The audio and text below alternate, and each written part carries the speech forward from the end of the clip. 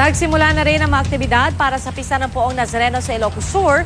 May live report si Frances Carasi ng GMA Ilocos. Frances?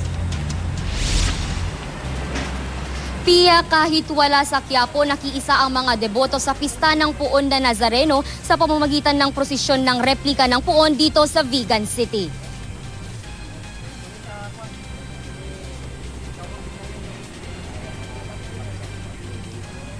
Nagsimula kaninang alas 5:30 ang nobena bago ang prosesyon na dinaluhan ng mga debotong Ilocano mula pa sa iba't ibang bayan ng Ilocos Sur. Bago magsimula ang prosesyon kanina, naisagawa rin ang pahalik ng mas maliit na bersyon ng replika sa harap ng altar ng simbahan, iba pa ang mas malaking replika mula sa Vigan Cathedral na siyang iprinosisyon kanina. Dito sa Simbahan Abasit o maliit na simbahan dito sa Quezon Avenue, Vigan City, nagsimula ang prosesyon. Iikot ito sa buong Central Business District ng syudad at dito rin magtatapos kung saan gaganapin ang misa pagkatapos ng prosesyon na pangungunahan ni Father Carlito Pereo, officiating priest ng St. Paul Cathedral ng Vigan City.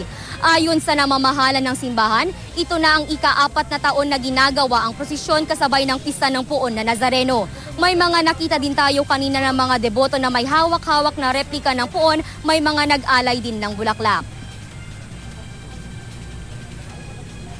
Pia, ngayon lang dumating ang prosesyon at gaganapin na ang misa dito sa simbahan. Yan muna ang latest mula dito sa Ilocos Sur. Balik sa iyo, Pia. Maraming salamat, Frances Carasi ng GMA Ilocos.